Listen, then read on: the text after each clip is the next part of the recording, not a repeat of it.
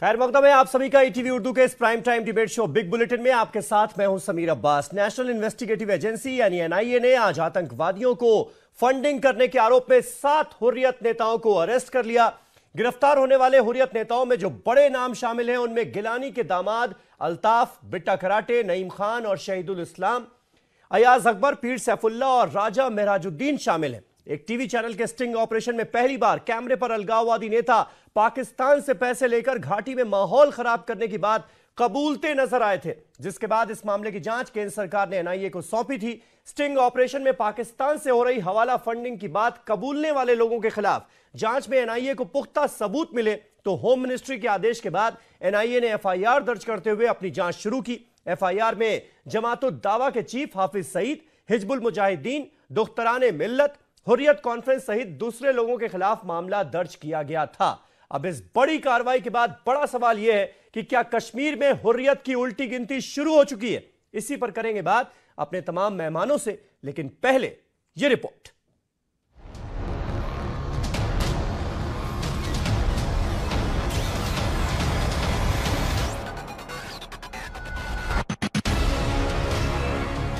जम्मू कश्मीर में एनआईए की बड़ी कार्रवाई। दहशतगर्दों की फंडिंग करने वालों के बुरे दिन शुरू।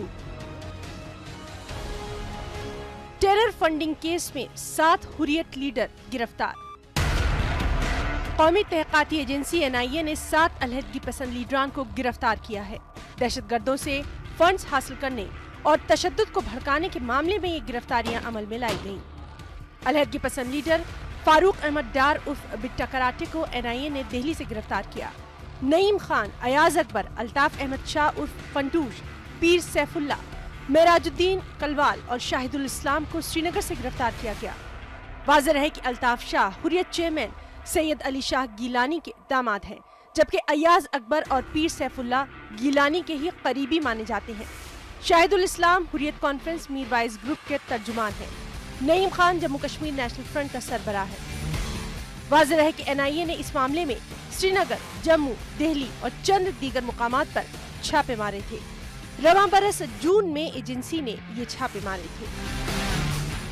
Bureau report, ETV news.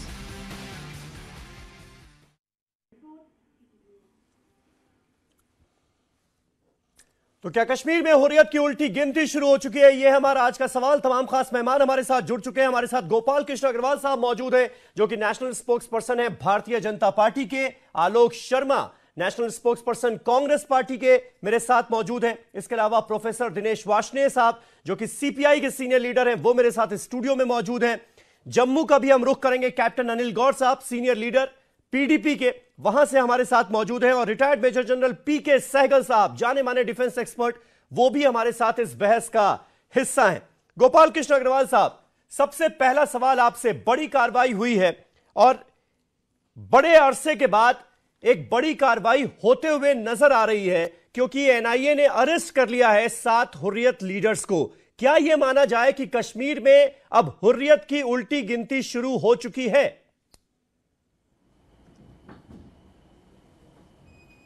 नहीं, देखिए, कश्मीर में हुर्रियत की उल्टी गिनती शुरू हुई हो नहीं हो यह अलग प्रश्न है। कश्मीर में आतंकवाद की उल्टी गिनती जरूर शुरू हुई है। जो कश्मीर में आतंकवाद चल रहा है उसके पीछे सबसे बड़ी बात क्या थी कि कई चीजें हैं जो कि ध्यान में रखनी है और सरकार उनकी तरफ बड़े सिस्टमैटिक तरीके से बढ़ रही है। आतंकवाद और ये हुर्रियत का अलगाववाद, ये अलग अलग चीजें हैं क्या? दो बॉर्डर पे नहीं, अलग अलग चीजें नहीं है। ये आतंकवाद की जड़ें पोषित करने वाले कई जो फैक्टर्स थे उनको एक एक करके सरकार रोक रही है और उसको उनके ऊपर एक्शन ले रही है। चाहे बॉर्डर के इन्फिल्ट्रेशन को रोकना है, आतंकवादियों के प्रति स्ट्रॉन्ग एक्शन लेके उनके प्रति कार्रवाई करना, आर्मी को और पैरामिलिट्री फोर्सेस को खुली छूट देना, एनआईए से हुर्रियत के और इनके इन्वेस्टिगेशन करके उनको देखना। यह देखिए, पूरी बात को अगर देखा जाए तो 2002 में यह इन्वेस्टिगेशन हुई थी, रेड हुई थी, और उसके बाद से अभी तक इनके ऊपर कोई कार्रवाई नहीं हुई। यह बड़ी विडंबना है देश की कि कश्मीर में कोई एक्शन पूरी तरह से सरकारों ने पीछे लिया ही नहीं है। एक समग्रता से जिस आतंकवाद से लड़ने की सब तरीके से जो आवश्यकता थी, लगता है पहली बार उस सब दिशाओं में सरकार बढ़ रही है। और एनआईए की एक है एक्टिविटीज, एनआईए की कार्रवाई अलग है, आर्मी की अलग है, पैरामिलिट्री फोर्सेस की अलग है, सरकार का जो इंक्लूसिव ग्रोथ की है। तो इनको सबको एक साथ मिलकर देखना चाहिए। वहाँ के युवाओं के लिए रोजगार मिलना चाहिए, उनकी इंक्लूसिव ग्रोथ होनी चाहिए। तो इन सबको एक समग्रता से अगर देखेंगे तो हमें लगेगा कि सरकार एक फोकस विषय तरीके से कश्मीर में अलगाववादी तत्वों को अलग थलग करने की एक लार्जर दिशा में बढ़ रही है। ठीक है कैप्टन अनिल गौर साहब, ये हुर्रियत के लीडर्स अक्सर कैमरे पर आकर यह कहने की कोशिश करते हैं कि कश्मीर की आवाज वही लोग हैं, असल आवाज कश्मीर की अपने आप को बताने की कोशिश करते हैं।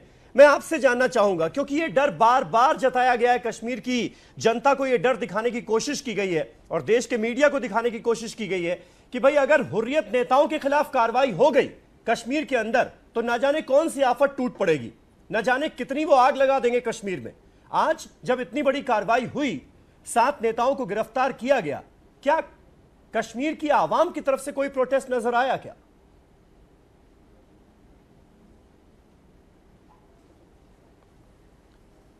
देखिए बात यह है कि लोग, ये जो सारे अलगाववादी लोग हैं, सारे अपने आप को बड़े बड़े लीडर मानते हैं, सब कुछ मानते हैं, पर असलियत जो जमहूरियत के अंदर जो असलियत जो लीडर होता है वो वही होता है जो इलेक्शन लड़े और इलेक्शन लड़ने के बाद में जीत के आए और अपनी जो बात है अपने लेजिस्लेचर में आके बात करे।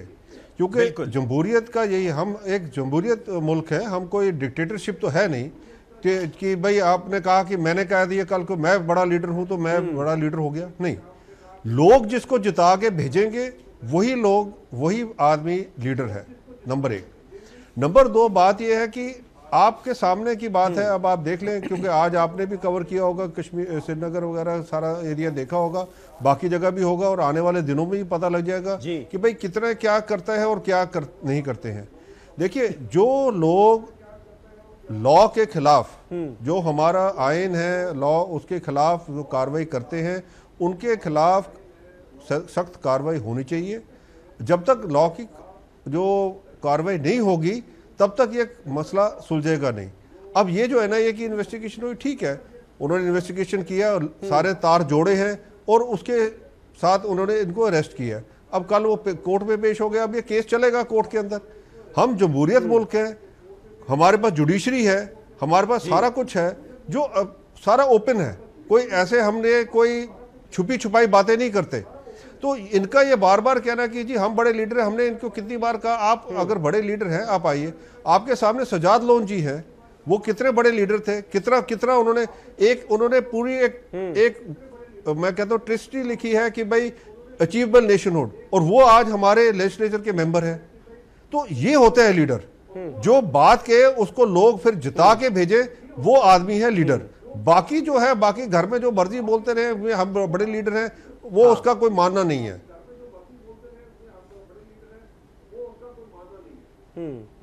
ठीक है, रिटायर्ड मेजर जनरल पीके सहगल साहब हमारे साथ मौजूद हैं। सहगल साहब, कितनी बड़ी कार्रवाई से आप मानते हैं, क्योंकि एनआईए ने 7 हुर्रियत लीडर्स को अरेस्ट किया है, वो तमाम लोग जो टीवी पर कैमरे के सामने नजर आ रहे थे कि किस तरह से पाकिस्तान के हाथों में खेल रहे हैं, पाकिस्तान के इशारे पर कश्मीर को बर्बाद करने की साजिश रच रहे हैं, उनको अरेस्ट किया गया है और अब ऐसा लग रहा है कि उनके खिलाफ सख्त कार्रवाई होगी।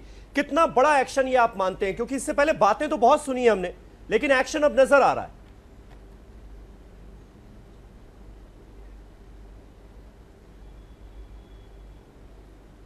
आज साफ तौर पे सरकार ने ये दर्शा दिया है कि हुर्रियत के खिलाफ हर प्रकार की भी कार्रवाई की जाएगी। ये कार्रवाई तो आज से 10-15 साल पहले होनी चाहिए थी। अगर पहले होगी होती तो कश्मीर के आज ये हालात नहीं होते जो हुए हैं। कैमरे के सामने इन्होंने साफ तौर पे कबूल किया कि इनको हर प्रकार की फंडिंग जो है वो पाकिस्तान से आ रही है। और ये वैली में जितने भी टेररिज्म हो रहा है, जो स्कूल जलाए जा रहे थे, जो पथराव का केसेस हो रहे हैं, जो ग्रेनेड फेंके जाते हैं, जो पेट्रोल बम फेंके जाते हैं, उनमें सब में इनका हाथ है। पुख्ता सबूत मिले जब ये मीडिया के ऊपर एक्सपोजे हुआ तो कंकरेंट रेड्स हुई 23 जगह पर। इतना क्लिंचिंग एविडेंस मिला है जिस माफिया का एविडेंस पहले कभी नहीं मिला था, और इसके बेसिस के ऊपर हिंदुस्तान की सरकार ने फैसला कर लिया कि किसी भी हालत में अभी कोई नरमी नहीं की जाएगी। ये तो साफ तौर पे फर्स्ट स्टेप है। नेक्स्ट स्टेप में जो इनके बड़े लीडर्स हैं, सैयद शाह गिलानी, मिरवाइज, यासिन मलिक और शबीर शाह, इनको भी दबोचा जाएगा। इट्स ओनली, जो आपने पहले सवाल कहा क्या उल्टी गिनती शुरू हो गई है, उल्टी गिनती 100% शुरू हो गई है। और जो कहा कि अवाम का क्या रिएक्शन होगा, इन लोगों के अरेस्ट से अवाम के ऊपर कोई बड़ा रिएक्शन नहीं होगा, और अगर होता है तो उसको मैनेज किया जा सकता है। लेकिन हमको साफ तौर पे देखना है कि बुरवाइज का क्या रिएक्शन है, शबीर शाह का क्या है, सैयद शाह गिलानी क्या है, वो लोगों को, और यासिन मलिक है, फरूक अब्दुल्ला है, वो क्या बोलते हैं। और अगर वो कुछ ऐसी चीजें बोलते हैं तो उनको हाउस अरेस्ट या प्रोटेक्टिव कस्टडी में लेना चाहिए, ताकि किसी भी समय आप जिक्र कर रहे हैं, उन्होंने तो कुछ नहीं बोला है, लेकिन उनके जो नुमाइंदे हैं, जो प्यादे हैं, वो सड़कों पर उतर आए हैं और ये बताने की कोशिश शुरू हो गई है कि कश्मीर के लोगों की आवाज को दबाने की कोशिश कर रही है सरकार। ये दिखावा जो है, ये जताने की कोशिश शुरू हो चुकी है ग्राउंड पर, ये तो है। हाँ, जैसे कि मैंने कहा कि वो ये कार्रवाई तो जरूर करेंगे। अगर आप देखो जो 7 लोग अरेस्ट हुए हैं, उनमें से 3 तो सैयद शाह गिलानी के आम अहम लोग हैं, उनका सन इन लॉ है, और 2 और हैं, एक मुरवैज का अहम आदमी है, एक बिट्टा कराटे है, नाइम खान है। इन सब ने मीडिया के सामने अपने अपने जुर्म कबूल कर लिए, और इसमें किसी प्रकार का कोई शक नहीं है। और उन्होंने ये भी कहा है कि बहुत बड़े पैमाने पर शबीर शाह को, यासिन मलिक को, सैयद शाह गिलानी को, इन सब को इंडिपेंडेंटली पाकिस्तान से पैसे मिलते हैं, वो तमाम कार्रवाइयां करने के लिए जो कार्रवाई नहीं होनी चाहिए। तो इनसे रिएक्शन तो 100% एक्सपेक्टेड है, और उस रिएक्शन को कंट्रोल करने के लिए, उसको मैनेज करने के लिए आई एम वेरी सर्टन कि स्टेट और सेंट्रल गवर्नमेंट हर प्रकार से सतर्क है, और इसको रिएक्शन को मैनेज कर लिया जाएगा। इनको कस्टडी में लेने से पहले वो तमाम जो बंदोबस्त है, इसको मैनेज करने के लिए इन प्लेस है। I can assure you that. और अगर जरूरत पड़े तो इन सबको नजरबंद कर लिया जाएगा जी, इसमें किसी प्रकार का कोई शक नहीं होना चाहिए। Important thing I want to know कि अभी तक महबूबा मुफ्ती का क्या रिएक्शन है, क्योंकि महबूबा मुफ्ती सॉफ्ट थी, वो नहीं चाहती थी इनके खिलाफ कोई बड़ी कार्रवाई की जाए। प्रोफेसर वार्ष्णेय हमारे साथ मौजूद है स्टूडियो में। प्रोफेसर वार्ष्णेय, मैं आपसे जानना चाहूंगा, जिस बात का जिक्र सहगल साहब भी करने की कोशिश कर रहे हैं, और देश की जनता के मन में भी ये सवाल बहुत पहले से उठ रहा है कि जब 10-15 साल से, पिछले 10-15 साल से लगातार इस तरह की बातें हो रही हैं, जगह जगह इस तरह की जानकारियां भी सामने आई, कई बार, कोई पहली बार नहीं हो रहा है कि ये पता चला हो कि भाई पाकिस्तान जो है वो अलगाववादियों को सपोर्ट कर रहा है, उनकी फंडिंग कर रहा है। इससे पहले भी इस तरह की जानकारियां सामने आई हैं, क्यों नहीं इससे पहले की सरकारों ने ये विल पावर दिखाई कि ऐसा एक्शन लिया जाए इन लोगों के खिलाफ? देखिए समीर जी, ये तो सही है कि जो एनआईए ने अपना एक्शन लिया है, वो उनका टेलीविज़न चैनल पे वो खुद माने हैं कि वो टेरर फंडिंग लेते हैं पाकिस्तान से जी। निश्चित तौर पे कोई भी टेरर फंडिंग लेता हो, चाहे वो पाकिस्तान से लेता हो या किसी पूंजीपति से लेता हो या किसी और संगठन से लेता हो, उन सब की नकेल कसी जानी चाहिए। भारतीय कम्युनिस्ट पार्टी का हमेशा से एक सर्वमत राय रही है कि कोई भी टेरर फंड हो, टेरर का मतलब सिर्फ यही नहीं है कि जो पाकिस्तान से टेररिस्ट आ रहे हो, टेरर की डेफिनेशन ही यही है, anybody who creates terror in the society. तो टेरर तो वो गौ रक्षक भी हैं, ये भी हैं, जिनकी भी इनकी फिनेंशियल जड़ें कटनी चाहिए, और हम इसका समर्थन करते हैं और करते रहेंगे। और दूसरा मेरा ये मानना है कि सरकार के इस एक्शन का सपोर्ट करते हैं आप? बिल्कुल बिल्कुल। ये जो भी टेररिज्म करते हैं, इनकी फिनेंशियल जड़ को कटना चाहिए, इनकी जो पैसे वाली जड़ें उनको काट देना चाहिए। दूसरा मेरा ये मानना है कि हमारा ये मानना है, मेरा नहीं मतलब हमारा ये मानना है कि कश्मीर एक सियासी मसला है, इसको सियासी ढंग से जल्दी सुलझाना बेटर होगा। और इसमें हमारा ये फर्म ओपिनियन है कि जो टेररिस्ट ऑर्गेनाइजेशन है या टेरर सपोर्टर्स हैं, उनको अलग करके जितने भी स्टेक होल्डर्स हैं उनसे बात करके और इसको एक सियासी नजरिए से देखते हुए करना चाहिए। अगर कोई इस गलत फहमी में है कि ये एक मिलिट्री मामला है या एक पुलिस से सॉल्व हो जाएगा, तो पूरे विश्व के इतिहास में मुझे तो कोई ऐसा उदाहरण मिलता नहीं जो ऐसे रीजनल कन्फ्लिक्ट सॉल्व हो जाते हो। और टू नेशन थ्योरी हमने तो दी नहीं है जी। टू नेशन थ्योरी तो आरएसएस के सो कॉल्ड वीर सावरकर साहब ने ही दी थी, तो यही जाने जिन्होंने ये थ्योरी दी थी और यही जाने ये होगा। ठीक है आलोक शर्मा साहब, एक मिनट और, जहां तक पीडीपी के नेता जो गौर साहब बैठे हैं, कैप्टन साहब, वो कह रहे हैं कि साहब जमहूरियत में जो जीतता है वही सिर्फ बोलेगा, बाकी नहीं बोलेंगे। मैं उनके इस मत से सहमत नहीं हूँ। कोई एक बार जीतता है तो अगली बार हार भी जाता है, फिर जीत भी जाता है। जमहूरियत में जमहूरी ढंग से राजनीति करनी चाहिए, इस बात से मैं उनकी बात से सहमत हूँ। ठीक है, पर इन्होंने भी चुनाव जीतने के बाद पाकिस्तान को धन्यवाद किया था, वो भी देख लिया जाए कि इन्होंने किसको धन्यवाद किया था और क्यों किया था। ठीक है, आलोक शर्मा साहब हमारे साथ जुड़ चुके हैं, कांग्रेस पार्टी के स्पोक्स पर्सन। आलोक शर्मा साहब, क्या सरकार की इस कार्रवाई का, एनआईए के इस एक्शन का आप स्वागत करेंगे? और अब आप ये मानेंगे कि ये सरकार सिर्फ बोलती नहीं करती भी है, क्योंकि बार बार लगातार यही एलिगेशन लगाया जाता रहा कि हुर्रियत कॉन्फ्रेंस के लीडर्स के खिलाफ बयानबाजियां तो बहुत हो रही हैं लेकिन होगा नहीं फिर कुछ, लेकिन इस बार तो हो भी रहा है, अब ऐसा लग रहा है। देखिए, मैं समझता हूं कि ऐसा लग रहा है कि पहली बार ही कोई कार्रवाई हुई है, ऐसा नहीं है। इससे पहले भी एनआईए ने 2011 में उसका पूरा इसी तरह का केस का संज्ञान लिया था, और आज भी जो चीज़ें लीड्स आई हैं वो 2011 के जो केस है उसी को लेके लिए हैं। जहां तक सरकार की बात है तो 3.5 साल में इतना कुछ कर दिया इन्होंने जम्मू कश्मीर में, अब कुछ करने का बचा ही नहीं है।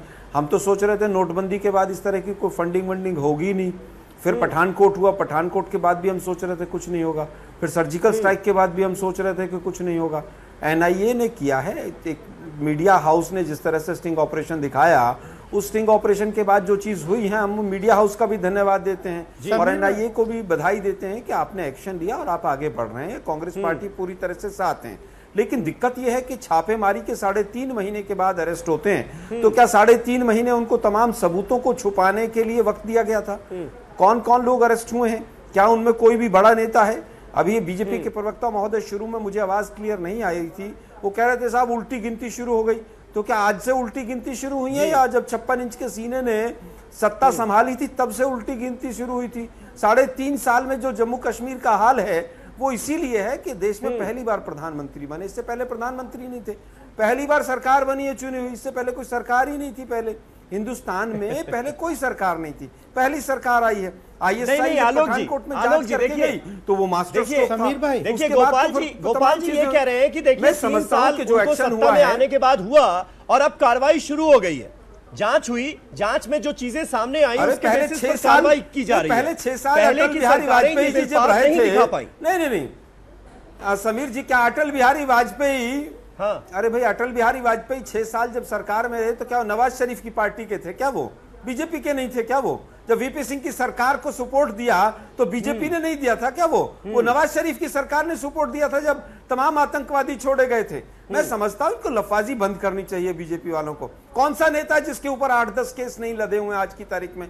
सबके ऊपर 8-10 केस है। आलोक जी, कौन सा जिसको नजरबंद नहीं किया कांग्रेस के कि बीजेपी लफाजी कर रही है, या आप कहेंगे कि नहीं अब आपको ग्राउंड पर एक्शन भी नजर आ रहा है? समीर भाई, समझता हूं एक्शन होना चाहिए, एक्शन हो रहा है। कांग्रेस पार्टी किसी भी तरह के सख्त से सख्त किसी भी कदम का स्वागत करती है, लेकिन दुर्भाग्य ये है, ये लफाजी शब्द इसलिए इस्तेमाल कर रहा हूं कि 3.5 साल से हम यही चीजें सुन रहे हैं। अब हमने ये कर दिया है, अब ऐसा हो जाएगा, अब राष्ट्रवादी आ गए हैं। अरे भाई 3.5 साल में 337 शहादत हो गई। हाँ। हमारा देश जो है आतंकवाद में 3रे नंबर पर पहुंच गया। जम्मू कश्मीर में 100 के करीब स्कूल चल गए। तो आप देखिए 250 दिन कर्फ्यू हो गया, लेकिन आतंकवाद समाप्त हो जाएगा, बस मोदी जी ने बोल दिया है। अरे भाई ऐसा मत कीजिए, आप लोग इस समस्या को गंभीरता से समझिए। आपने जो एक्शन लेना है लीजिए, हम आपके साथ खड़े हैं। समीर भाई ठीक है आलोक जी, गोपाल कृष्ण अग्रवाल आपका जवाब देना चाह रहे हैं बहुत देर से, बहुत सारे आरोप आपने आज भी लगा लिए। गोपाल कृष्ण अग्रवाल साहब, जरूर आलोक जी का कहना है लफाजी अभी भी ज्यादा हो रही है, ग्राउंड पर हकीकत जो है वो भयावह है। देखिए यही तो, देखिए कांग्रेस का यही तो दिवालियापन है। 2002 में यह एक्शन इन्वेस्टिगेशन हुआ था, ये इतने दिन तक क्या करते रहे? कुछ नहीं करते रहे। फिर दूसरी बात ये कह रहे हैं कि टेलीविजन चैनल को धन्यवाद देंगे, हमने तो कुछ किया ही नहीं। सुन लो, टेलीविजन चैनल को तो धन्यवाद देंगे, टेलीविजन चैनल को तो धन्यवाद देंगे ये, और सरकार को धन्यवाद नहीं देंगे, सरकार के लिए क्वेश्चन उठाएंगे। टेलीविजन चैनल ने तो कमाल कर दिया। किसने कहा कि धन्यवाद नहीं देंगे? हम तो कह रहे हैं कि चैनल ने दिखाया, उसके बाद एनआईए और सरकार जागी, और तब फिर बीजेपी के प्रवक्ताओं ने AK-47 उठाई। उसके एक्शन को आप लफ्फाबाजी कहेंगे।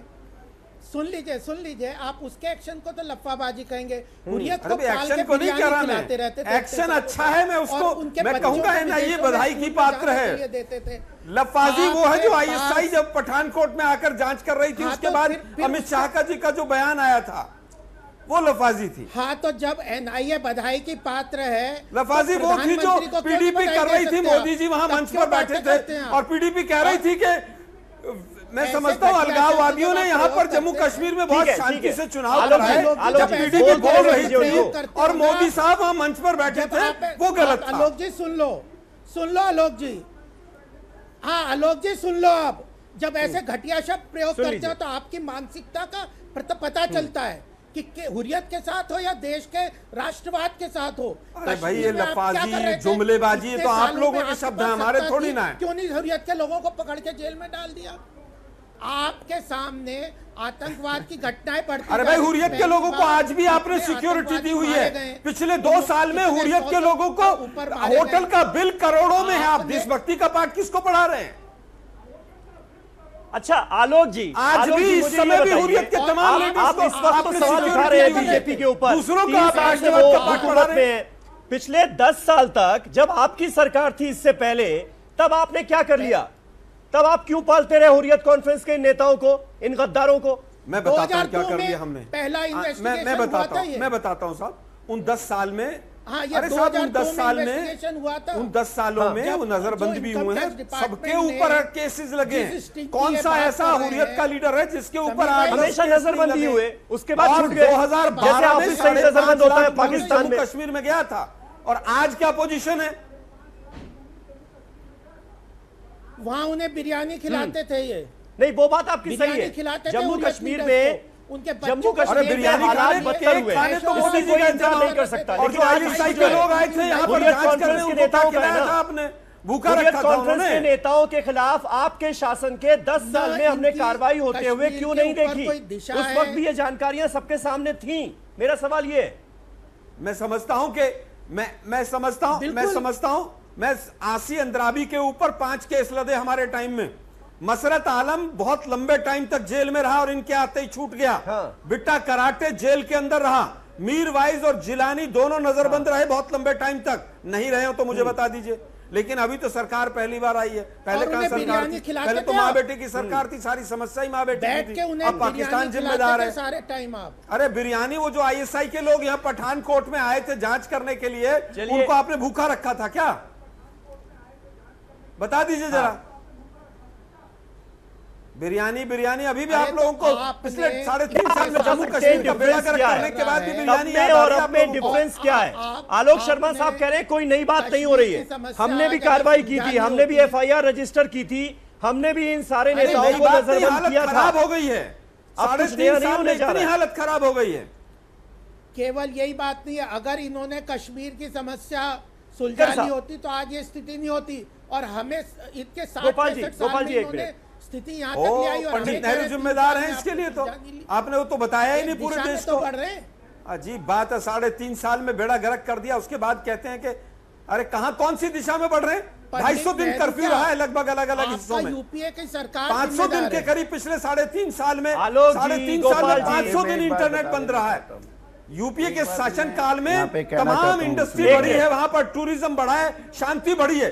2014 में 70% पोलिंग हुआ था वहां पर, आज 7% पोलिंग नहीं करा पाए आप लोग। मैं इसलिए कह रहा हूं आप लोग लफाजी बंद करें। प्रोफेसर वाशने, कहानी पता आप लोग। प्रोफेसर वाशने, देखिए समीर भाई, इसमें तो कोई शक नहीं कि कश्मीर के हालात जब से ये मौजूदा सरकार आई है मोदी जी की पिछले 3 साल में जी, उसमें बद से बदतर हुई है। और उसका उदाहरण है कि ना सिर्फ टूरिज्म डिक्लाइन पर है, बल्कि वहाँ पे जो ट्रेड होता था, जो व्यापार होता था, उसमें भी कमी आई है। और कश्मीर के जो हैंडीक्राफ्ट का व्यापार वहाँ से यहाँ के लिए जो आता था और उनका जो इंटरनेशनली माल जाता था, उसमें भी गिरावट आई है। ये मैं नहीं कह रहा हूँ, कश्मीर सरकार का डाटा भी कह रहा है और भारत सरकार का भी डाटा कह रहा है।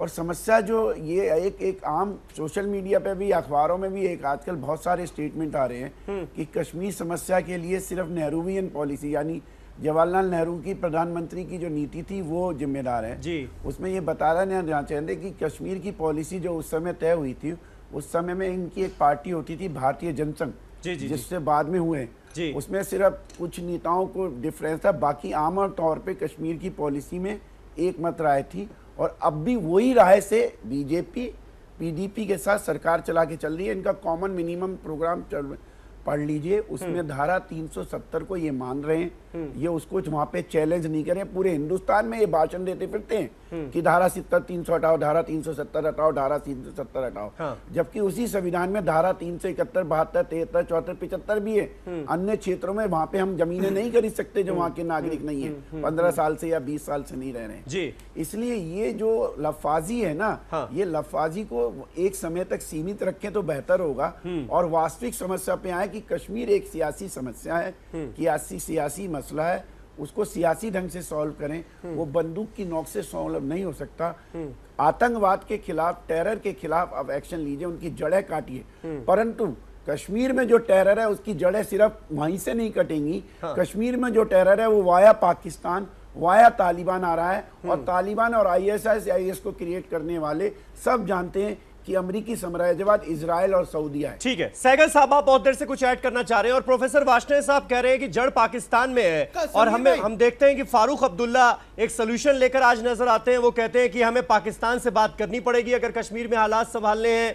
और ऑल पार्टी डेलीगेशन की वो बात करते हैं जिसमें मुलायम सिंह यादव भी हो, मनमोहन सिंह हो, और ये लोग पाकिस्तान से बात करें। क्या ये सोल्यूशन है, क्या मुमकिन है ऐसे वक्त में? समीर भाई एक छोटी सी बात, मैं आ रहा हूं गोपाल जी। सहगल साहब बहुत देर से इंतजार कर रहे हैं जी। प्रधानमंत्री जी ने साफ तौर पे कह दिया कि हम एक पीस लविंग नेशन है। हम साफ तौर पे कहते हैं कि हम एक पीस लविंग नेशन है, हर प्रकार से पाकिस्तान से बात करना चाहते हैं, लेकिन बात से पहले पाकिस्तान को सही माहौल बनाना पड़ेगा। उसको अपनी सरजमी से आतंकवाद बंद करना पड़ेगा, आतंकवाद की फंडिंग को बंद करना पड़ेगा। ये हुर्रियत को जो सपोर्ट देता है, जो कश्मीर को डिस्टेबलाइज करने की कोशिश है, ये बंद करना पड़ेगा। ये क्रॉस बॉर्डर टेररिज्म बंद करना पड़ेगा, ड्रग ट्रैफिकिंग बंद करना पड़ेगा, नार्को टेररिज्म बंद करना पड़ेगा। फिर बहुत बड़े पैमाने पे इन्होंने बॉर्डर ट्रेड की बात की। वो बॉर्डर ट्रेड तो मिसयूज हो रही थी। इधर से गुड्स अंडर इनवॉइस होते थे, उधर से ओवर इनवॉइस होते हैं। वो जो पैसा है वो तो हुर्रियत के पास जा रहा था देशद्रोही एक्टिविटीज के लिए। मसला बड़ा गंभीर है क्योंकि ये लोग अरेस्ट जो हुए ये देशद्रोही हैं। आपके देश की सुरक्षा को, देश की एकता को, देश की अखंडता को, देश की आबरू के ऊपर दिन रात वार करते रहे। इस समय है कि सारे के सारे जो पॉलिटिकल पार्टीज हैं वो देश की भलाई को देखें, ना कि मेरी सरकार के समय ये क्या हुआ और आपकी सरकार के समय क्या हुआ, 10 साल पहले या 20 साल पहले हुआ। ये सारी चीजें फजूल बातचीतें हैं। आई एम वेरी हैप्पी कि इस समय गवर्नमेंट ने दम दिखाया है, इन 7 को अरेस्ट किया। और मैं दावे से कह सकता हूं ये बिगिनिंग है, ये दी एंड नहीं है, ये बिगिनिंग है। कुछ ही समय में जो आगे इनके बड़े लीडर्स हैं उनको भी दबोच लिया जाएगा। ये जो आप कह रहे हैं कि 3 साढ़े तीन महीने में ऐसा पुख्ता सबूत इकट्ठा किया है कि कोई भी कोर्ट जो है उसको नजरअंदाज नहीं कर पाएगा। और आप देखोगे ये FIR होंगे और ये हमेशा आगे जेलों में ही रहेंगे। ये जेलों से निकलेंगे नहीं आसानी से। ये आपकी गलतफहमी है कि इनको छोड़ दिया जाएगा और ये वापस बिल्कुल समाज में घुल मिल जाएंगे। कैप्टन अनिल गौर साहब, क्या आप इस ख्याल को इंडोर्स करते हैं पहली बार कि आगे जो बड़े नेता हैं उनमें मीरवाइज उमर फारूक हो या फिर गिलानी हो या फिर यासीन मलिक हो, इनके खिलाफ भी हम कार्रवाई की उम्मीद करें आने वाले वक्त में?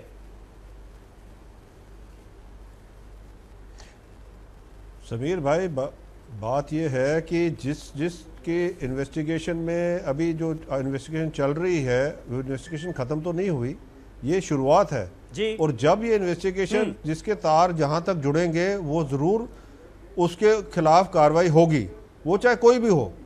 हम इस चीज के लिए खड़े हैं कि भाई ये जो है हमारा आइन, जो है हमारा जो लॉ है, वो एनफोर्स होना चाहिए और उस हिसाब से कार्रवाई होगी, उसमें कोई दो राय नहीं है।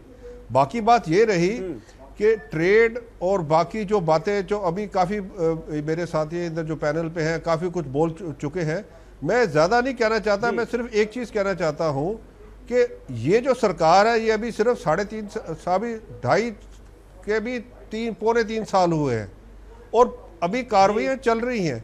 और ये जो सरकारें जो इतनी देर से चलती आई हैं, 70 साल हो गए हैं हमारे देश को आजाद हुए, ये जो सरकारें चलती आई हैं, ये नेशनल कॉन्फ्रेंस के साथ मिलके कांग्रेस के जो सारा ये जो पछाड़ा है, ये आप ये क्या चुटकी में ही खत्म हो जाएगा?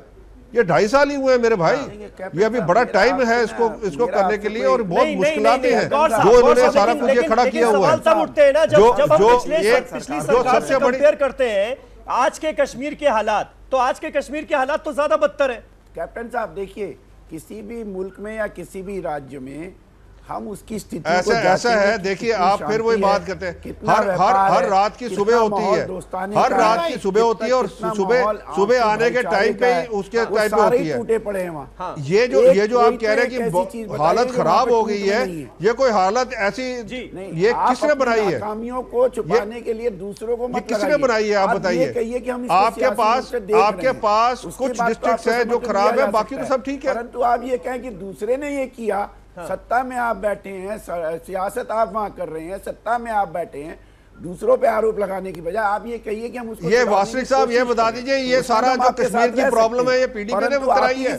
नहीं, मेरे को एक चीज का जवाब दे दीजिए आप कि जो ये प्रॉब्लम आज कश्मीर की है, क्या ये पीडीपी ने बनाई है?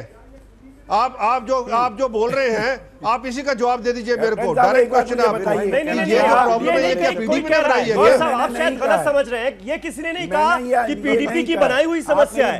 आपसे इसलिए सवाल किया जा रहा है क्योंकि आप सत्ता में, सबसे बड़ी रिस्पॉन्सिबिलिटी आपकी है, जवाबदेही आपकी है।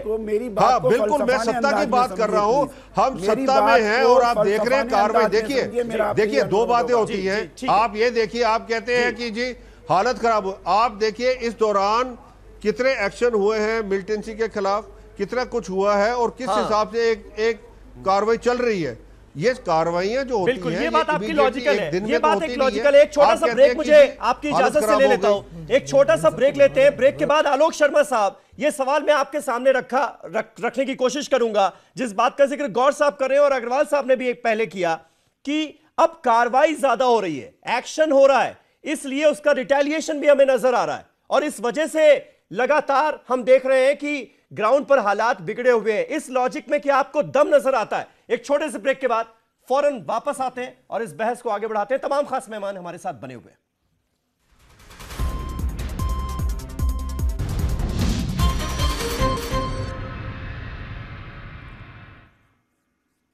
तो क्या कश्मीर में हुर्रियत की उल्टी गिनती शुरू हो चुकी है? यह है हमारा आज का सवाल। तमाम खास मेहमान हमारे साथ बने हुए हैं। आलोक शर्मा साहब कांग्रेस पार्टी से मौजूद हैं। आलोक जी, ब्रेक से पहले जिस बात का जिक्र हो रहा था, यह पीडीपी भी कह रही है, बीजेपी भी इस बात को लगातार कह रही है कि बार बार कांग्रेस पार्टी की तरफ से, ऑपोजिशन की तरफ से ये जो बात की जाती है कि ग्राउंड पर हालात बहुत ज्यादा खराब है, जो कि नजर भी आ रहा है, इसमें किसी को कोई शक भी नहीं है, वो इस वजह से है क्योंकि अब एक्शन ज्यादा हो रहा है, इसलिए उसका रिटेलिएशन हो रहा है। इस लॉजिक को मानते हैं आप? देखिए, मैं समझता हूं कि दोनों सत्ताधारी दल को समझना चाहिए कि आज अगर हालत इस तरह के खराब होते जा रहे हैं तो उसके पीछे ये कारण नहीं है कि एक्शन हो रहा है। और आप अगर एक्शन की बात करते हैं कि भाई हम आ गए इसलिए एक्शन हो रहा है, तो आप पूरी आर्मी को इंसल्ट करते हैं कि पहले आर्मी ने कुछ नहीं किया, अब हम आ गए इसलिए हो रहा है। 2010 में 270 आतंकवादी मरे थे, 700 पत्थरबाज जेल में थे, अभी पीछे ईद से पहले दिन छोड़ दिया उनको, और वही पत्थरबाज यहां पर अब एक्शन कर रहे हैं। तो मैं समझता हूं कि अभी भी इनको वास्तविकता नहीं पता है। बुरहान वानी के जनाजे में 50,000, 40,000, 30,000 लोग इकट्ठे हो रहे हैं। आतंकवादियों के जनाजे में AK-47 लहराई जा रही है। मैं समझता हूं कि आप लोगों को शांति से सोचना चाहिए कि कौन कौन पीडीपी का लीडर, जरा बताइए, बुरहान वानी के जनाजे में गया था? कौन कौन पीडीपी का लीडर वहां से लोकल से लेकर बड़े तक आतंकवादियों के जनाजे में जा रहा है? क्या इसी को आप एक्शन कह रहे हैं? कौन सा पीडीपी का लीडर गया था? आप क्या बातें कर रहे हैं इधर बैठ के? आप एक का नाम बताइए, कौन सा गया था? ये ऐसे इल्जाम मत दीजिए पीडीपी के ऊपर फजूल के। एक बार आप बताइए कि कौन सा लीडर गया पीडीपी का? आप बता दीजिए जरा, कौन सा है? आपके पास है कोई सबूत उसका? मैं बता रहा हूं, यही तो मुसीबत है सारी कांग्रेस की, यही तो प्रॉब्लम है। ये सलाउद्दीन किसने बनाया, आप बताइए मेरे को। आज नहीं, मेरे को आप इसका जवाब दीजिए। 87 में जो आपका, जो 86 में जो राजीव गांधी और फरूक अब्दुल्ला का अकाउंट हुआ है, उसकी वजह से 87 की जो इलेक्शन में रिगिंग हुई है, वो यूसुफ शाह जो सलाउद्दीन बना है, जो आज ग्लोबल टेररिस्ट बना है, वो किसने बनाया है? वो कांग्रेस और फरूक अब्दुल्ला, कांग्रेस और नेशनल कॉन्फ्रेंस की देन है। आप क्या बात कर रहे हैं? सारा काम अपने साहब, सारा काम, ये सारा गुनाह कांग्रेस का है। अरे साहब सारा गुनाह कांग्रेस का है। अब तो आपकी सरकार है, अब आपकी सरकार आने के बाद 200 दिन कर्फ्यू क्यों रहा? तो अरे भाई उसका कार्रवाई करती फौज को रोक लिया उसने, और उसके बाद कार्रवाई बहुत यूएन में ले गए, यूएन में भी उसको फॉलो नहीं किया। आप कहते हैं जी कार्रवाई बहुत आपने कांग्रेस। अरे भाई आप मेरी बात पूरे हो जाने दीजिए ना, मैं उत्तर दे देता हूँ आपके समय का, मैं आपके उत्तर का समय, अरे भाई आपके प्रश्न का उत्तर दे देता हूँ, मैं उत्तर दे देता हूँ। साहब उसको खारिज कर रहे हैं, अब आगे बोलिए, लगाएंगे आगे की बात होनी चाहिए। ऊपर बता सकते हैं कि कौन सा लीडर आपका मिलिटेंट के साथ मिला हुआ है? मैं पूरी तरह से अपनी बात पर स्टैंड करता हूं कि पीडीपी का आतंकवादियों के साथ संबंध रहा है। मैं पूरी तरह से इस बात पर स्टैंड करता हूं कि पीडीपी के तमाम लीडर्स रात को जा के आतंकवादियों से मिले। मैं पूरी तरह से अपनी बात पर स्टैंड करता हूं कि पीडीपी ने अलगाववादियों के साथ तमाम वादे करके चुनाव जीता है। ये तमाम जो अलगाववादी हैं उनको एश्योरेंस दिया है कि हम आएंगे। आलोक जी, अरे साहब पीडीपी का गठबंधन है ना, पीडीपी ने तमाम आतंकवादी संगठनों के साथ हाथ मिलाए हैं।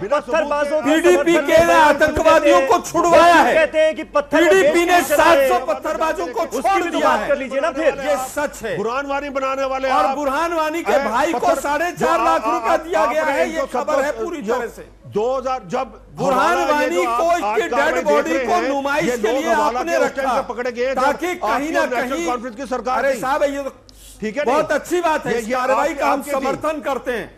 आप इतना काम कर रहे हैं, नोटबंदी कर दिया, आपने एक्शन ले लिया, इसके बावजूद इतने हालात खराब क्यों हैं? उसके टाइम पे पकड़ी गई है। कैप्टन गौर, ये नेशनल कांग्रेस की देन है। कैप्टन गौर, मैं आपसे जानना चाहूंगा, क्योंकि आलोक जी ने ये जो आरोप लगाया ये बहुत बड़ा आरोप है। वो कह रहे हैं पीडीपी के तमाम लीडर्स के आतंकवादियों से रिश्ते हैं, बिल्कुल लोग मिलते हैं उनसे। मुझे लगता है बहुत बड़ा आरोप है ये, इसका आपको जवाब देना चाहिए, मैं मौका दे रहा हूं। अगर आलोक जी को बोलिए कोई सबूत दे दीजिए यहाँ पे, ये ऐसे बोलने, ये कांग्रेस की सबसे बड़ी मुसीबत ये रही है। कभी वो कहते हैं कि जी हिंदू टेरर है, कभी वो कुछ कहते हैं, ये अपने हर मीडिया से खबरें आई हैं और देश का बेड़ा गर्क करने वाले हैं। खबरें आई हैं 70 साल से इन्होंने किया है। और आप लोगों ने अलगाववादियों को पाकिस्तान का धन्यवाद दिया है कि अलगाववादियों की वजह से जम्मू कश्मीर में सबूत है। अरे भाई जम्मू कश्मीर तमाम उन मीडिया चैनल्स के ऊपर आप कार्रवाई करवाइए, तमाम जिन अखबारों ने छापा ऐसे हैं जैसे सफेद पोस्ट में बैठे हुए हैं कांग्रेसी, तो ऐसे सफेद पोस्ट में बैठे हुए हैं कि आपने तो कुछ किया नहीं। छोड़िए ना, आप लोग केवल ये बता दीजिए, एक चीज बता दीजिए, 3.5 साल में अगर इतनी कार्रवाई हुई, उसके बावजूद ये हालात दिन पर दिन बदतर क्यों होते चले जा रहे हैं? जरा बता बनाया आज जो ग्लोबल टेररिस्ट डिक्लेयर हुआ वो किसने बनाया? तो आपने पकड़ के 3.5 साल में लाहौर बॉर्डर पर डाल दिया। सलाउद्दीन को तो हाथ पर बांध के आपने लाहौर मुझे नहीं लगता यहाँ पर क्वेश्चन पूछने की गुंजाइश है। आलोक जी गौर साहब, एक मिनट। गोपाल कृष्ण अग्रवाल साहब, फारूक अब्दुल्ला साहब साफ तौर पर ये कह रहे हैं कि अगर कश्मीर का हल चाहिए तो पाकिस्तान से बात करनी पड़ेगी। ऑल पार्टी डेलीगेशन एक बनाए सरकार, उसमें मनमोहन सिंह भी हो, मुलायम सिंह यादव भी हो, सरकार की तरफ से भी लोग हो, और ये डेलीगेशन बात करे पाकिस्तान से, तब हल होगी कश्मीर की समस्या। इस बारे में सोचेंगे आप? नहीं, हम ये हल तो कर रहे थे, ये कांग्रेसी हल ये कर रहे थे कि ये सैंक्शन भी दे रहे थे पाकिस्तान को। पहले एक मिनट गौर साहब, गोपाल जी से सवाल है, जो अग्रवाल साहब से सवाल है, अलगाववादी तत्व उसके अंदर बड़ा क्लियर है कि सैंक्शन भी आलोक जी जरा सुन लीजिए, पाकिस्तान को दे रहे थे। जो कश्मीर में अलगाववादी तत्व हैं जो आतंकवादियों को समर्थन देते हैं, सुन लीजिए, भाई बोल रहे हैं पीडीपी, सुनिए आलोक जी, ठीक है, जो कश्मीर में अलगाववादी तत्व हैं और जो आतंकवाद को समर्थन देते हैं, सबसे पहले उन्हें भी पूरी तरह खत्म करना पड़ेगा, उनकी सप्लाई चेन और उनके सपोर्ट बेस को खत्म करना पड़ेगा, तब आतंकवाद अंदर से पूरी तरह से पनपने से रुकेगा। सुन लीजिए। दूसरी बात है, इस तरह के अनर्गल आरोपों को लगा के आप इस तरह के अनर्गल आरोपों को लगा के अपनी लड़ाई को आतंकवाद के खिलाफ कमजोर करते हैं। तो ये कांग्रेस का दिवालियापन है कि जो अपने ही लोगों पे इस तरह का आरोप लगा के, बेबुनियाद आरोप लगा के और उसको पूरी तरह से आतंकवाद के खिलाफ लड़ाई को कमजोर करते हैं। और एक तरफ कम्युनिस्ट है, वो आइडियोलॉजिकल सपोर्ट देते हैं, वायलेंस को जस्टिफाई करते हैं, हिंसा को जस्टिफाई करते हैं। इसी कारण जो सपोर्ट रहता है, या जो कांग्रेस की नीति है, कश्मीर के आतंकवादियों को भी आइडियोलॉजिकल सपोर्ट रहता है क्या? नहीं, अग्रवाल साहब मुझे एक बात बताइए, कश्मीर के ऊपर जो नीति थी कांग्रेस की, नेहरू से लेके, इंदिरा गांधी से लेके, राजीव गांधी से लेके राहुल गांधी तक, मनमोहन सिंह तक, कम्युनिस्टों ने पैदा किया से फेल है। बहुरक्षक कम्युनिस्टों ने पैदा किए। सुन लीजिए, जो भी टेरर क्रिएट कर रहा है, सुन लीजिए, तो उनको क्या कम्युनिस्टों ने पैदा किया? हम आइडियोलॉजिकली ये बात कह रहे हैं कि अगर वाजपेयी जी, अगर आप हिंसा को इसी तरह जस्टिफाई करोगे, हर बार आपने जो है भारत का डायनेस्टी को लेके आ गए हैं और एक डायनेस्टी उधर से उसको लेके आ गए वाला कश्मीर भी भारत का भी नंग है। पर झगड़ा दो देशों के बीच में है। दो नेशन की थ्योरी आपके ही नेता श्री वीर सावरकर जी ने दी थी।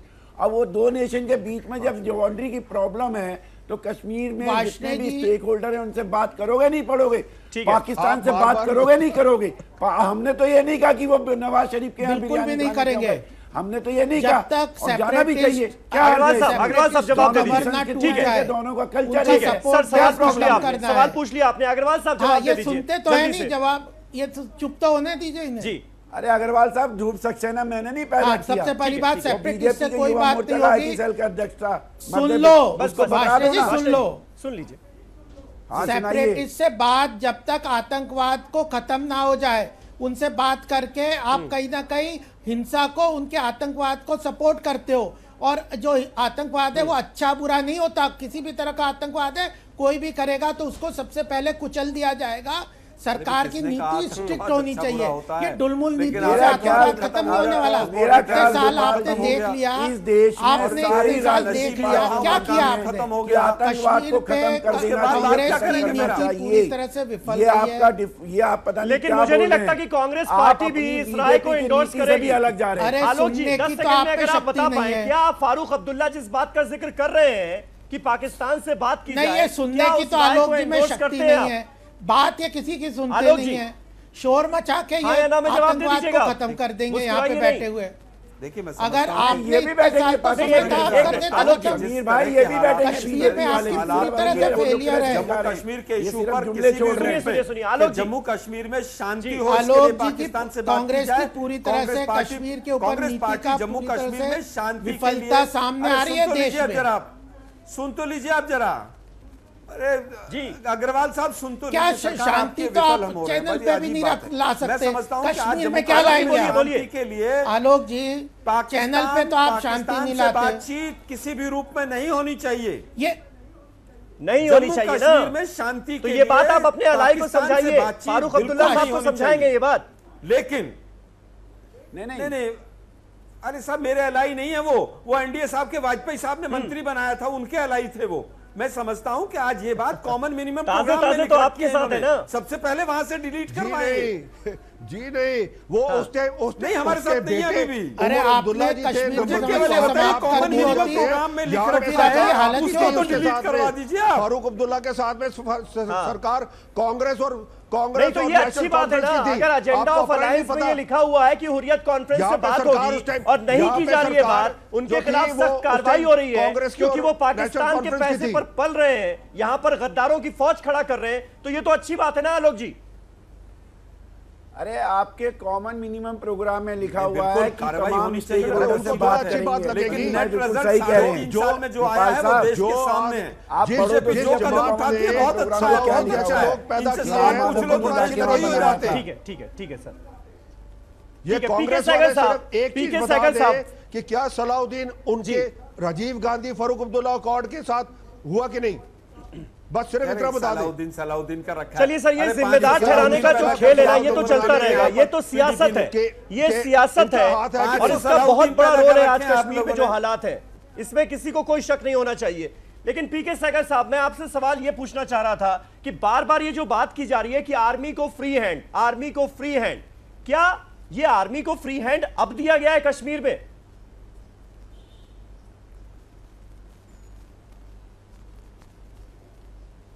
वास्तव में जो इंटरनल सिक्योरिटी के लिए जो फ्री हैंड अभी दिया गया है, इस माफिक का फ्री हैंड आज तक कभी नहीं दिया गया। अभी आपको फ्री हैंड दिया गया कि जो आप कह रहे हैं ऐसा फ्री हैंड आर्मी को कभी नहीं दिया गया इससे पहले? 200 से 300 100 जो 100 इस माफिक का फ्री हैंड कभी नहीं दिया गया। आपने आर्मी की बिल्कुल इस तरह फ्री हैंड क्या उनका मॉरल तोड़ते थे ये आर्मी का? ये कांग्रेस वालों को समझा दीजिए, ये सुन रहे हैं कांग्रेस वाले कि नहीं? अरे भाई मोरल अब बढ़ा लिया आपने, आईएसआई की जांच करा के। आईएसआई के लोग यहाँ पर आकर जांच कर रहे हैं पठानकोट में। कांग्रेस वाले आर्मी की बात करते हैं। 10 बार आर्मी ने की है, पहले आर्मी के चीफ ने की है। सुन लीजिए, आर्मी करती है सर्जिकल स्ट्राइक। आप आर्मी पर इस तरह से राजनीति करना बंद कीजिए। आर्मी आप सर्जिकल स्ट्राइक पे तो उंगलियां उठाते हैं।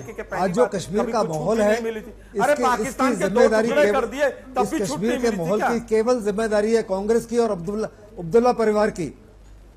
प्रेजेंट जो सरकार है वो पूरी कोशिश कर रही है जो अपने 67 ईयर्स में ऑफिस के चक्कर लगाएंगे तो इसी तरह की स्टेटमेंट देंगे आप जो फ्री हैंड दे रहे हो, फ्री हैंड अभी आपको बहुत लंबे तरह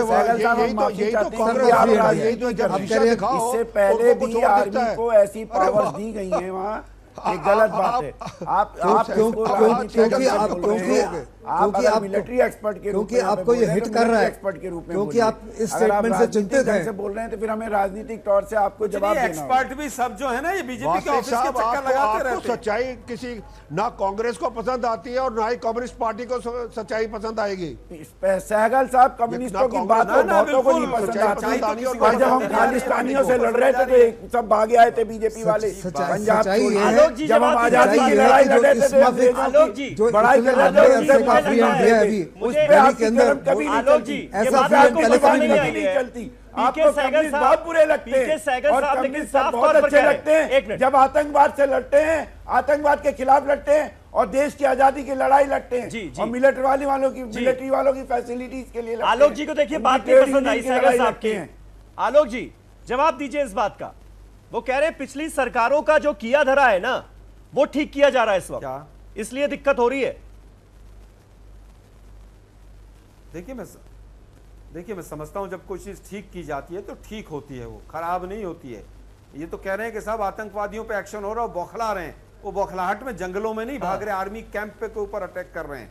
कई बार तो मुझे ऐसा लगता है कि बहुत से रक्षा विशेषज्ञ भी जो हैं वो बीजेपी के पैनल पे आ गए हैं कि आप ऐसा बोलिए। बीजेपी पट्टी पढ़ाकर भेजती है। रक्षा विशेषज्ञ हैं, आप आर्मी की इंसल्ट कर रहे हैं यहाँ बैठ के।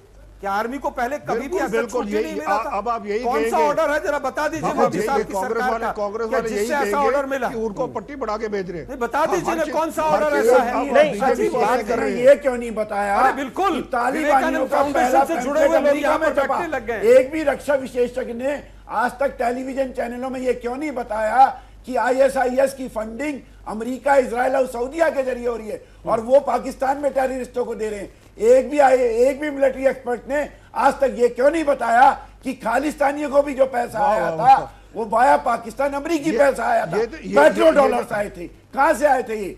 आज तक इनकी रिसर्च वहां नहीं जाती। नहीं, उस समय इसलिए हमेशा तो सारा कसूर पाकिस्तान का नहीं। बात करते हैं उस समय तो बताते हैं आपको की सरकार की प्रॉब्लम है। जितनी मिलिट्री एक्सपर्ट आप सारी प्रॉब्लम पाकिस्तान में चली मिलिट्री साइंस को यहाँ जानते हैं, सरकार की कोई हम भी हर जिम्मेदारी एक नहीं चीज को जानते हैं। हम यहाँ कोई पागल नहीं बैठे हुए राजनीतिक पार्टियों में, हमारी पार्टियों में भी बहुत सारे सब लोग हैं।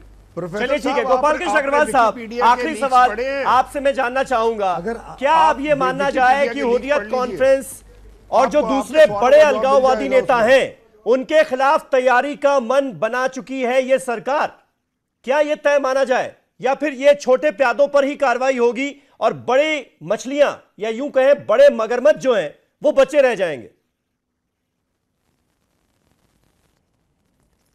नहीं, देखिए कश्मीर की समस्या को हम जड़ समूल नष्ट करना चाहते हैं, समाप्त करना चाहते हैं और उसके लिए हुर्रियत को भी सरकार ने बहुत स्पष्ट कह दिया है कि जो अलगाववादियों का जो इंफ्रास्ट्रक्चर है उसको सपोर्टिंग सिस्टम जो कश्मीर के अंदर बना हुआ उसको भी तोड़ना है। बाहर से तो पाकिस्तान जो सपोर्ट कर रहा है या इन्फिल्ट्रेट कर रहा है, आतंकवादियों को भेज रहा है, वो तो ठीक है, लेकिन जो उसके अंदर जो कश्मीर के अंदर जो सपोर्ट सिस्टम है उसका भी पूरी समूल नष्ट करना बहुत आवश्यक है। और जो फंडिंग का जो चैनल है और उसमें हुर्रियत का इन्वॉल्वमेंट है, इसमें कोई दो राय नहीं है। तो उस चैनल को 2002 से जो इन्वेस्टिगेशन शुरू हुई थी, कांग्रेस तो हुर्रियत को बैन कीजिए ना, तुष्टिकरण के कारण कुछ कर ही नहीं रहे थे, और इसलिए वो अगर कर रहे होते तो हम तो पूरी तरह से कश्मीर से आतंकवाद को खत्म करेंगे। और जो लोग सपोर्ट करेंगे सपोर्ट सिस्टम को करेंगे, नीचे से लेके ऊपर तक खत्म करेंगे। अगर बैन करेंगे तो बैन तो ये क्या नहीं करेंगे। क्या चीज? हुर्रियत कॉन्फ्रेंस को बैन करेंगे आप? अगर उनके लोगों को पकड़ रहे हैं, जेल में डाल रहे हैं, उनके खिलाफ कार्रवाई हो रही है, जब सबूत इकट्ठे हो रहे हैं तो कार्रवाई होगी। अरे गोपाल, कार्रवाई होगी। चलिए, बहुत बहुत शुक्रिया, बहुत बहुत शुक्रिया आलोक शर्मा साहब, गोपाल कृष्ण अग्रवाल साहब, प्रोफेसर वार्ष्णेय, कैप्टन गौर और पीके सहगल साहब, बहुत बहुत शुक्रिया हमारे साथ इस डिबेट का हिस्सा बनने के लिए। तो कुल मिलाकर एक्शन नजर आ रहा है। अब कश्मीर में इसे हुर्रियत की उल्टी गिनती माना जाए या नहीं, ये आने वाला वक्त बताएगा कि आगे एक्शन जो हुर्रियत कॉन्फ्रेंस के बड़े लीडर्स हैं उनके खिलाफ कैसे करती है सरकार, एनआईए। बहुत बहुत शुक्रिया आप सभी का। कल एक नए टॉपिक पर नई डिबेट के साथ हाजिर होऊंगा, तब तक के लिए शब बखैर।